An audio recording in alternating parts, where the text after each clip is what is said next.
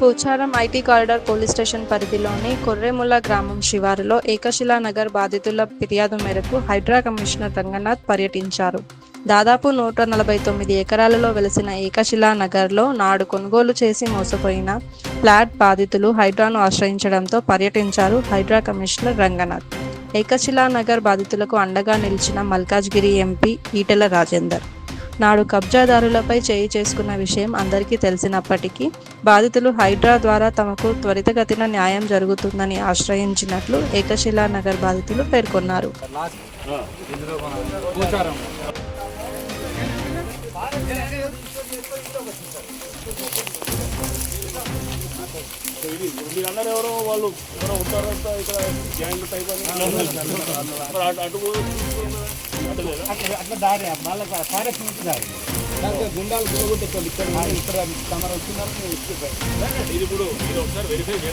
అవును సార్, మా ప్లాట్లను చెడగొట్టలేదు. బెంచీలు ఎలా ఉందో అలా ఉండి రిజిస్ట్రేషన్ చేసుకొని మళ్ళీ ప్లాట్ల వాళ్ళని బెదిరిస్తే ఒక్కొక్క ప్లాట్ కొనుక్కుంటారు.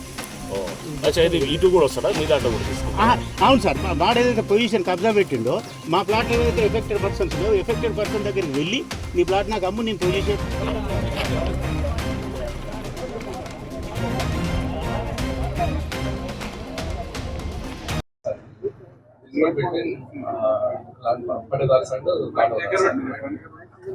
వాళ్ళు ఇంతకుముందు 2 పాస్బుక్స్ వాళ్ళు అప్లై చేస్తున్నారు సార్. పట్టాదారు పాస్బుక్ క్యాన్సిల్ మరి వాళ్ళని ఎందుకు మనం ఉపేక్షిస్తున్నాం? వాళ్ళు వచ్చి ఇక్కడ పొలగొట్టుకుంటారు నైట్ లో వాళ్ళ కోసం అప్లై చేసినా మనం రిజెక్ట్ చేసేసినాం సార్. వాళ్ళ title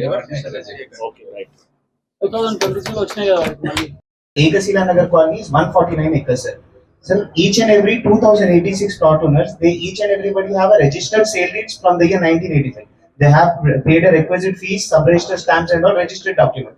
Now sir, after lapse of 25 years, a person called A. Venkatesh, now he is stating that he is purchasing stay order ఉంది, not to grant any permissions and if any issued, we కూడా action తీసుకోవాలి అని చెప్పి ఇచ్చేసారు. Court stay order ఉందా? Stay order on what? అంటే మీరు కొత్త పర్మిషన్స్ ఇవ్వకూడదా? అబ్జెక్షన్ చేశారు సార్. మిగతా 7 మెంబర్స్ అబ్జెక్షన్ చేయలేదు సార్. ఏదో స్టేట్ అది ఉందా? స్టే ఆర్డర్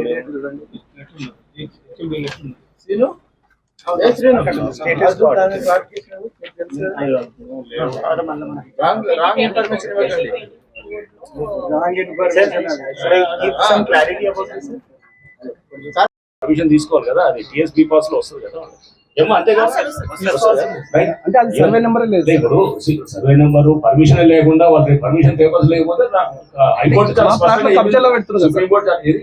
మా ప్లాట్ లో నెంబర్ వేసి ఇప్పుడు చెప్పగా ఇప్పుడు వెళ్ళి ఆపమంటాం కాదు కదా. ఒక వారం రోజులు టైమింగ్ చేసి చేద్దాము, చేసి మీరు కడుతున్నది అనే దాన్ని ఏంటమ్మా మీ పేపర్ లేవని వాళ్ళు కూడా పిలుస్తాం.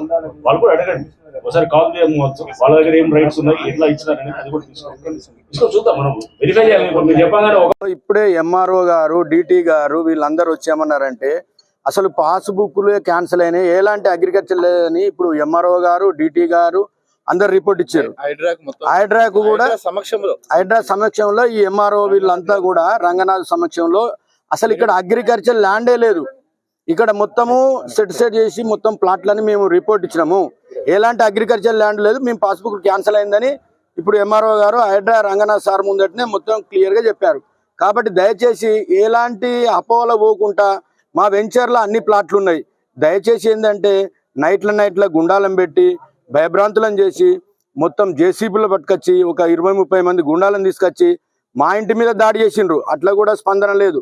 ప్రతి దానికి మేము ఓపిక పడుతున్నాం. ఇంకా ఎన్ని రోజులన్నా కానీ వాళ్ళు మమ్మల్ని కొట్టినా తిట్టినా దేనికైనా మేము భరిస్తాం. కానీ ఇప్పటి నుంచి దయచేసి మా వెంచర్లో ఎవరు రావద్దు గుండాలనేది మా కోరిక. ఇంకెవరైనా మాట్లాడి స్పందించి మీరే తెలుసుకొని శ్రీతులు గౌరవనీయులు శ్రీ హైడ్రా కమిషనర్ గారు రంగనాథ్ సార్ వచ్చి మా వెంచర్ను సందర్శించడం జరిగింది. మేము అసోసియేషన్ తరఫున సార్కు కంప్లైంట్ ఇచ్చినాం. తర్వాత పరిశీలించి మీకు అన్యాయం జరుగుతుందని చెప్పి సార్ రెవెన్యూ వాళ్ళని, మున్సిపల్ వాళ్ళని పిలిపించుకున్నాడు. అందులో డిటి, సర్వేయర్, డిప్యూటీ తహసీల్దార్, అది surveyor, HMDA, town planning officer, మా మున్సిపల్ నుండి కూడా వచ్చారు, వాళ్ళు కూడా కన్ఫర్మ్ చేసారు, లేదు సార్ వారి పాస్బుక్ లేవు, క్యాన్సిల్ అయినాయి, ప్లాట్లునే కన్ఫర్మ్ అయింది. వీళ్ళకి హైకోర్టు నుంచి ప్రతి ఆర్డర్ వీళ్ళ ఫేవర్లు ఉన్నదంటే సార్ ఆశ్చర్యపోయినారు. ఏంది ఈ విషయం ఏంది అసలు మొత్తం నాకు డీటెయిల్గా నాకు ఒక 3-4 డేస్లో మీరు ఇచ్చిందనంటే క్లియర్గా మీకు న్యాయం చేస్తామని చెప్పినట్టు. మీడియా పరంగా కమిషనర్ గారికి మా యొక్క కృతజ్ఞతలు. కస్టమర్ల ముందే వారు